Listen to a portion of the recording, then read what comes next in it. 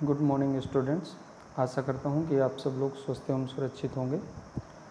पिछली क्लास में हम लोगों ने इतिहास शिक्षक की विशेषताएं पढ़ी थी कि इतिहास शिक्षक में कौन कौन से गुण होने चाहिए। वो बहुत इम्पॉर्टेंट प्रश्न है, वो अधिकांश परीक्षाओं में आता भी है। आज एक और इम्पॉर्टेंट प्रश्न की चर्चा हम लोग करेंगे। ये भी अधिकांशतया परीक्षाओं में आता ही है। इसके अंतर्गत हम ये देखेंगे कि इतिहास विषय की क्या आवश्यकता है और क्या महत्व है। तो जैसा कि आप सब लोग, जाहिर सी बात है, आपने बीएड में इतिहास विषय लिया है, तो जाहिर सी बात है आपने इसके पूर्व में इतिहास पढ़ा है। तो आज हम इसी की चर्चा करेंगे। तो इसके अंतर्गत हम ये देखें तो अगर हम विद्यालयी पाठ्यक्रम को देखें तो विद्यालयी पाठ्यक्रम में वैसे तो हर विषय की बहुत आवश्यकता है और महत्व है। हर विषय का अपना महत्व है, क्योंकि हर विषय किसी न किसी क्षेत्र का ज्ञान देता है। लेकिन अगर हम इतिहास की बात करें तो इतिहास में बहुत सारगर्भित ज्ञान होता है, क्योंकि इसमें केवल राजाओं या राजवंशों या साम्राज्यों की बात नहीं होती, बल्कि इसके अंतर्गत मानव इतिहास का जब से उदय हुआ है, जब से मानव की उत्पत्ति हुई है, तब से अब तक कैसे कैसे मानव का विकास हुआ है, और उसके अंतर्गत उसकी सभ्यता, संस्कृति, कला, दर्शन, धर्म, जो कुछ भी है, कहीं ना कहीं वो सब कुछ इतिहास में समाहित है। यानी जो कुछ भी बीत चुका है वो सब इतिहास की विषय सामग्री है। तो कहने का मतलब ये है कि अगर इतिहास का हम ज्ञान प्राप्त करते हैं तो कहीं ना कहीं हम मानव जीवन के विभिन्न पक्षों का ज्ञान प्राप्त करते हैं, और ये ज्ञान का अथाह भंडार है। इसमें आप जितना चाहें उतना ज्ञान अर्जित कर सकते हैं। के.डी. घोष ने ये कहा भी है कि इतिहास के द्वारा बालकों को एक विशेष प्रकार की मानसिक शिक्षा प्रदान की जाती है, जो कि विद्यालय के किसी अन्य विषय द्वारा प्रदान नहीं की जा सकती। आप ये देखो कि जब इतिहास का हम ज्ञान प्राप्त करते हैं तो हमें बहुत विशद ज्ञान प्राप्त होता है। अन्य विषय की बात करें हम तो उनका एक सीमित क्षेत्र है, लेकिन इतिहास का जो क्षेत्र है वो बहुत बृहद है, क्योंकि उसमें मानव जीवन के विभिन्न पक्ष समाहित हैं। अब हम अगर इसकी आवश्यकता और महत्व को देखें तो इसमें जो सबसे पहला आता है पॉइंट आता है वो है अतीत से प्रेम करने के लिए। तो अगर आप ये देखें तो वर्तमान पीढ़ी की एक सबसे बड़ी समस्या ये है कि उसे अपने भारतीय होने पर ही गर्व नहीं है। उसे जो पाश्चात्य राष्ट्र हैं उन पर तो उनकी वो नकल करता है, उनको वो अपना आदर्श बना रहा है, और अपने ही देश में की या अपने देश की जो सभ्यता, संस्कृति है या इतिहास है उस पर उसे कोई गर्व नहीं। और उसका कारण क्या है? उसका कारण ये है कि उसने इतिहास पढ़ा ही नहीं है। उसने इतिहास को केवल जो टीवी के सीरियल्स आते हैं उसको देख के वो इतिहास समझ रहा है, क्योंकि वो तो मनोरंजन की दृष्टि से बनाए गए हैं और उसमें इतिहास से बहुत ज़्यादा छेड़छाड़ की गई है। वो तो मनोरंजन की दृष्टि से बनाए गए हैं, तो जाहिर सी बात है उसमें एक डायरेक्टर एक कहानी को कोई भी रूप दे सकता है। तो या तो लोग सीरियल्स को देखते हैं तो उसके आधार पर सीरियल या जो मूवीज़ देखते हैं उसके आधार पर इतिहास मान लेते हैं कि हाँ यही सच्चा है, या जो सोशल मीडिया में आप व्हाट्सएप या फेसबुक वगैरह में लोग उल्टी सीधी पोस्ट डालते रहते हैं उसको इतिहास मान लेते हैं। ये नहीं सोचते कि ये क्षुद्र लोग अपने फ़ायदे के लिए ये कुछ भी किसी भी घटना को अपने हिसाब से तोड़ मरोड़ के ये सोशल मीडिया वगैरह में डालते रहते हैं ताकि लोग दिग्भ्रमित हों। तो आप ये देखो कि जब तक इतिहास का हमें अच्छा ज्ञान नहीं होगा तब तक हम विश्लेषण नहीं कर पाएंगे कि क्या सही था और क्या गलत था। तो वर्तमान पीढ़ी की सबसे बड़ी एक समस्या ये है कि वो किसी भी विषय का बृहद ज्ञान अर्जित नहीं करती, वो शॉर्टकट तरीके ढूंढती है, और इसीलिए आप ये देखो वर्तमान समय में इतनी समस्याएं हैं। वर्तमान समय में जो समाज में आपको असमानता दिखाई देती है उसका कहीं ना कहीं बहुत बड़ा कारण हमारा इतिहास, हमारे बच्चों को इतिहास का ज्ञान ना होना है। इसको हम ऐसे समझते हैं कि अगर हम ये देखें, अगर आप लोगों ने इतिहास पढ़ा है तो वैदिक काल जरूर पढ़ा होगा, तो आपने ये देखा होगा कि वैदिक काल में कोई जो वर्तमान व्यवस्था है, ये जो ऊंच नीच, छुआछूत या जो भी वर्तमान समय की समस्याएं हैं वो कुछ भी नहीं थी। वहाँ उस समय वर्णाश्रम व्यवस्था थी और योग्यता का आधार जन्म नहीं बल्कि कर्म था।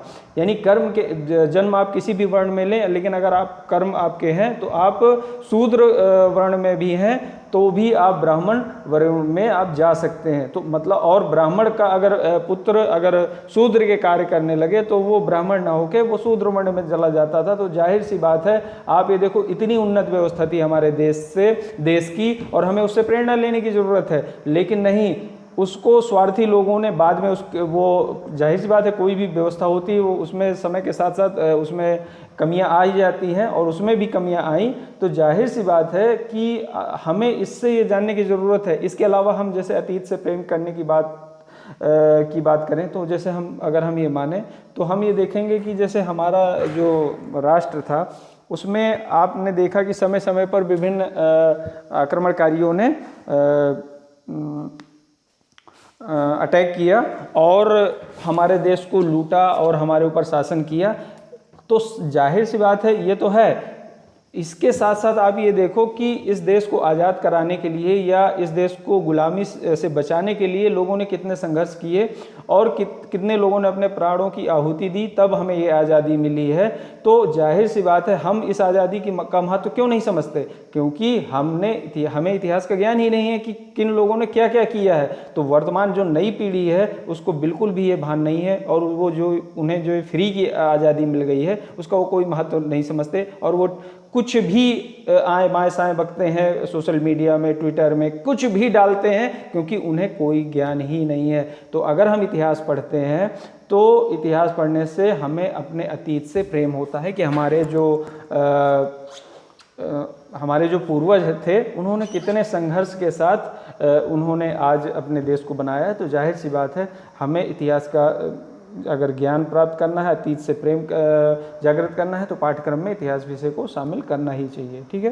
फिर इसके बाद अगर हम देखें तो इतिहास विषय का ज्ञान इसलिए आवश्यक है, या इतिहास का अध्ययन इसलिए आवश्यक है क्योंकि इससे मानव के विकास क्रम का पता चलता है कि कैसे, मतलब आप देखो, आपने पढ़ा होगा इतिहास में मानव विकास का क्रम, तो पुरा पाषाण, मध्य पाषाण, नव पाषाण, और इसके बाद सिंधु घाटी सभ्यता और आधुनिक समय तक अगर आप ये देखें तो मानव का विकास का जो क्रम रहा, तो आपको ये पता होगा कि मानव का विकास बहुत से पशुओं और जीवधारियों के बहुत बाद में हुआ, हजारों लाखों वर्ष बाद हुआ।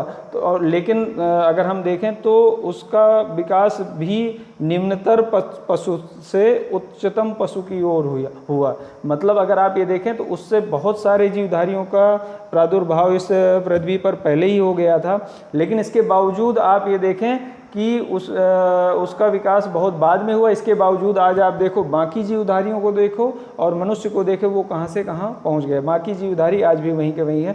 तो जाहिर सी बात है, ये जो विकास क्रम है मानव का, इसका भी ज्ञान हमें पता चलता है इतिहास से, और उसकी जो सभ्यता का विकास कैसे हुआ इसका भी ज्ञान हमें चलता है इतिहास अध्ययन से। तो इसलिए भी इतिहास का आवश्यकता और महत्व है। इसके अलावा अगर हम ये देखें मानसिक शक्तियों का विकास, तो जाहिर सी बात है, जब हम इतिहास का अध्ययन करते हैं तो हमें अनेक प्रकार की घटनाओं, रीति रिवाजों, काल, देश आदि की जानकारी प्राप्त होती है। इससे हमारी ना केवल मतलब स्मरण शक्ति बढ़ती है, बल्कि हमारी तर्क शक्ति बढ़ती है, हमारी कल्पना शक्ति बढ़ती है, और जो कि हमारे मानसिक विकास के लिए आवश्यक तत्व है। मानसिक विकास कोई एक चीज़ नहीं है, मानसिक विकास बहुत सारी मानसिक शक्तियों का सम्मिश्रण है। जैसे तर्क, कल्पना, तर्क, चिंतन इत्यादि सारी मानसिक शक्तियों को मिलाने पर हम कहेंगे कि मानसिक शक्तियों का विकास हो रहा है। तो जब हम इतिहास का अध्ययन करते हैं तो हमें विभिन्न तरह की घटनाओं का ज्ञान प्राप्त होता है, और उन घटनाओं के आधार पर हम विश्लेषण कर पाते हैं, तार्किक क्षमताओं का विकास होता है हमारा। उन घटनाओं को पढ़ने से हमें हमारी कल्पना शक्ति का विकास होता है। हम चिंतन कर सकते हैं कि ये घटना घटी तो क्यों घटी और कैसे घटी, तो इसका हम कल्पना कर सकते हैं। तो इस तरह से हमारी मानसिक शक्तियों का भी विकास होता है।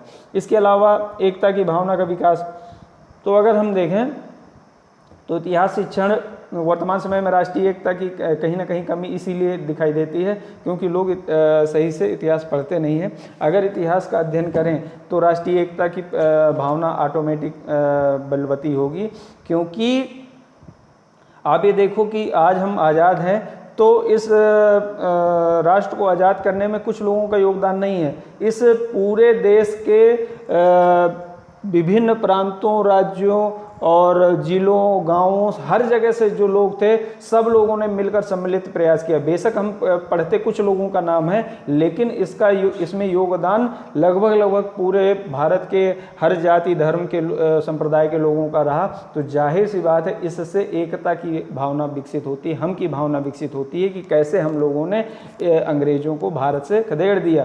तो वर्तमान समय की भी इसी तरह की तमाम समस्याएं हैं। वर्तमान समय में अगर हम देखें तो सबसे बड़ी समस्या, अंग्रेजों से बड़ी समस्या हमारे देश के राजनेता हैं, जो हमारे लिए इतनी घटिया नीतियां तैयार करते हैं। हम ऐसे लोगों को चुनते हैं जो जाति धर्म के आधार पर चुनाव जीत के आते हैं। तो जाहिर सी बात है, ऐसे लोग कैसी नीतियां बनाएंगे। तो मेरे कहने का आशय यहाँ पर ये है कि जब हम इतिहास पढ़ते हैं तो हमें ये ज्ञान होता है कि कैसे हमारे पूर्वजों ने इतने संघर्ष करके ये आज़ादी प्राप्त की है, कैसे पूरा राष्ट्र एक साथ खड़ा हुआ था। तो वर्तमान समय की भी समस्याओं का समाधान भी हम क्यों नहीं ऐसे कर सकते हैं? सारे लोग जाति धर्म संप्रदाय से ऊपर उठकर क्यों नहीं हम वर्तमान समस्याओं का सामना कर सकते हैं? तो अगर इतिहास पढ़ते हैं तो हम इतिहास से हमें एकता की भावना का विकास होता है।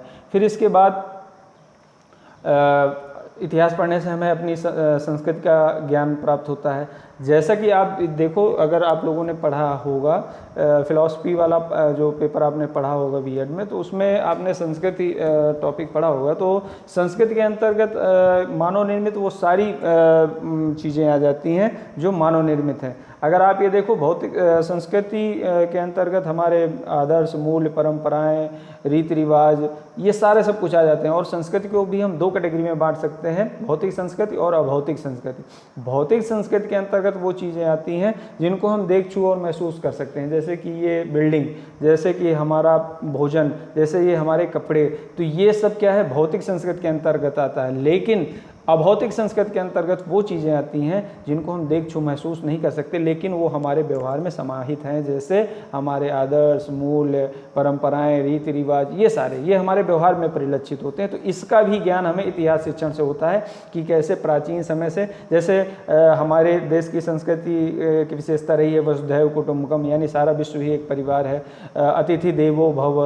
तो ये संस्कृति की हमारी विशेषताएं। तो वर्तमान समय में भी ये नज़रिया जागृत होगा अगर हम इतिहास शिक्षण को इतिहास को पाठ्यक्रम में शामिल करेंगे और बच्चे उसका अध्ययन करेंगे। इसके अलावा वर्तमान समस्याओं के स्पष्टीकरण और समाधान के लिए, तो जब हम इतिहास का अध्ययन करते हैं तो बहुत सारे, चूँकि हम इतिहास का अध्ययन करते हैं तो हमें इतिहास के अध्ययन से ये पता चलता है कि हमारे पूर्वजों ने किन किन समस्याओं का सामना कैसे कैसे किया। तो वर्तमान समय की भी समस्याओं का निदान का आधार हमें इतिहास से मिलता है और उससे हम प्रेरणा लेके हम वर्तमान समय की समस्याओं का उन्मूलन कर सकते हैं। इसके अलावा एक और है अंतर्राष्ट्रीय भावना का विकास के लिए। तो आप ये देखो, जैसे हम बहुत सारे शिक्षा शास्त्रियों को, बहुत सारे दार्शनिकों को पढ़ते हैं, तो उसमें सब ने ये माना है कि मतलब ये अगर हम संकुचित नज़रिया छोड़ के कुछ विस्तृत नज़रिया अपनाएं तो हम ये देखेंगे कि समस्त जीवधारियों में एक ही आत्म तत्व है, यानी सबका निर्माण इस ईश्वर ने किया है। तो ये नज़रिया जो है कि केवल अपने राष्ट्र तक सीमित रहने वाला ये संकुचित नज़रिया है, बल्कि सारा विश्व ही एक परिवार है और अंतर्राष्ट्रीय एकता की भावना जो है वो होनी चाहिए। जैसे वर्तमान समय में ही अगर आप देख लो, कोरोना संकट जो चल रहा है सारे विश्व में चल रहा है और इसमें सारे विश्व आपस में मिलजुल कर एक दूसरे की मदद कर रहे हैं। तो ये हम की भावना, क्योंकि अब अगर आप देखो तो सारा विश्व ही एक परिवार है। तो अगर विश्व में कहीं भी कोई संकट आता है तो उसका प्रभाव दूसरे देश में ज़रूर पड़ता है। तो कहने का आशय यहाँ पर यह है कि वर्तमान समय में अब इन लोगों में ये नज़रिया भी विकसित करने की ज़रूरत है कि केवल राष्ट्रीयता से काम नहीं चलेगा, बल्कि हमारी जो नज़रिया है वो अंतर्राष्ट्रीय एकता या अंतर्राष्ट्रीयता की भावना विकसित करने वाला होना चाहिए, कि यानी हमारा जो सोचने समझने का नज़रिया हो वो और विस्तृत हो। और प्राचीन समय में ऐसा था भी। तो कहने का आशय ये है कि ये अंतर्राष्ट्रीय की भावना का विकास भी इतिहास शिक्षण से होता है। इसके अलावा जिज्ञासा की संतुष्टि, जैसे कि हम अगर देखें तो हम बहुत सारी चीज़ों को, घटनाओं को पढ़ते हैं या सुनते हैं, या जैसे मैंने अभी उदाहरण दिया था कि सोशल मीडिया में तमाम तरह की चीज़ें आती रहती हैं, उल्टी सीधी खबरें, इतिहास को तोड़ मरोड़ के पेश किया जाता है। तो बालकों के मन में ये जिज्ञासाएं आती हैं कि ये ऐसा है तो क्यों है, या ये सही है या गलत है। तो कहने का आशय ये है कि विभिन्न क्षेत्रों की जो जिज्ञासाएं हैं उन जिज्ञासाओं की संतुष्टि के लिए इतिहास शिक्षण अति आवश्यक है। इतिहास के शिक्षण से हमारी विभिन्न तरह की जिज्ञासाओं की संतुष्टि होती है। इसके अलावा एक और है इतिहास शिक्षण की प्रमुख विशेषता या महत्व आवश्यकता, उसके अंतर्गत है कर्तव्यनिष्ठ नागरिकों के निर्माण में सहायक। अगर आप ये देखो तो डॉक्टर राधाकृष्णन ने कहा है कि किसी भी राष्ट्र का निर्माण ईंट पत्थर या सीमेंट से नहीं होता, बल्कि वहाँ रहने वाले उच्च नागरिकों के उच्च चरित्र से होता है। तो जाहिर सी बात है किसी भी राष्ट्र की पहचान वहाँ के कर्तव्यनिष्ठ नागरिकों से होती है। और ये कर्तव्यनिष्ठ नागरिक हैं कौन? जो अपने हित से पहले राष्ट्र का हित सोचें। और वर्तमान समय में कम से कम भारत में तो इसकी बहुत ज़्यादा आवश्यकता है, क्योंकि यहाँ राष्ट्र हित की बात करने वाले बहुत कम लोग बचे हैं। जाहिर सी बात है जो राष्ट्रीयता की भावना थी वो बहुत कम है। कर्तव्य नागरिकों की बात क्या है कि जो भी सरकार या जो भी समाज नियम बनाए सब लोग उन नियमों का अच्छे से पालन करें। और भारत एक ऐसा देश है जहां लोगों की जान बचाने की भी जिम्मेदारी सरकारों की या अन्य लोगों की है। लोग खुद अपनी जिम्मेदारी नहीं उठाते। जैसे वर्तमान समय में अगर हम देखें तो कोरोना संकट चल रहा है और सब लोग ये कह रहे हैं कि घरों में रहें, सुरक्षित रहें और मास्क लगा के रहें, सावधानी बरतें, जो कुछ भी है। लेकिन फिर भी आप देखते हो, अपने आसपास देखते हो लोग किस तरह से स्वच्छंद विचरण कर रहे हैं। उन्हें अपनी जान की तो फिक्र है ही नहीं, दूसरों की जान को भी खतरे में डाल रहे हैं। या जैसे आप देखते हो कि हेलमेट का ही उदाहरण ले लो, तो हमारे देश में लोग हेलमेट इसलिए लेते हैं, मतलब मोबाइल को कवर करने के लिए इतने महंगे महंगे गार्ड्स लेते हैं, लेकिन जो हेलमेट लेंगे वो 100-150 रुपए का रोड में बिकने वाला वो ले लेंगे, जिससे कि जान जाने का भी खतरा है। लेकिन वो ले लेंगे, उसको भी लगाएंगे नहीं, वो सिर्फ हैंडल में टंगा रहेगा, वो तब लगाया जाएगा जब सामने कोई पुलिस वाला दिखेगा, यानी चालान से बचने के लिए। तो कहने का मतलब ये है कि ये किसी भी राष्ट्र के लिए अच्छा नहीं है। कर्तव्यनिष्ठ नागरिक वो हैं जो अपनी जिम्मेदारियों को समझें, अपने जो राष्ट्र के बनाए जो नियम हैं उनका पालन किया जाए, सब लोग पालन करें, तब कर्तव्यनिष्ठ नागरिकों की बात है। और कर्तव्यनिष्ठ नागरिकों की बात यहाँ पर ये है, वर्तमान समय में कर्तव्यनिष्ठता की बात ये मानी जाती है कि कोई भी सामाजिक कार्य, छोटा मोटा कार्य किया जाता है और उसकी सेल्फी खींच के तुरंत अपलोड कर दिया जाता है, यानी दिखाने के लिए, ना कि वास्तविकता के लिए। तो कहने का मतलब ये है कि हमें ऐसे नागरिकों की ज़रूरत है जो दिखाने के लिए नहीं बल्कि अंदर से राष्ट्र के लिए कुछ करना चाहते हैं। तो जाहिर सी बात है इसके निर्माण में भी इतिहास शिक्षण आवश्यक है। तो आज हम लोगों ने इतिहास विषय का आवश्यकता और महत्व पढ़ी कि क्यों हमें पाठ्यक्रम में इतिहास विषय को शामिल करना चाहिए और क्यों प्रत्येक छात्र को इसका अध्ययन आवश्यक है। आशा करता हूं कि आप सबको आसानी से समझ में आ गया होगा। तो आप लोग ये प्रश्न भी अच्छे से तैयार कर लीजिएगा, क्योंकि ये भी परीक्षाओं में अधिकांशतः आता ही आता है। आपका दिन शुभ हो। धन्यवाद।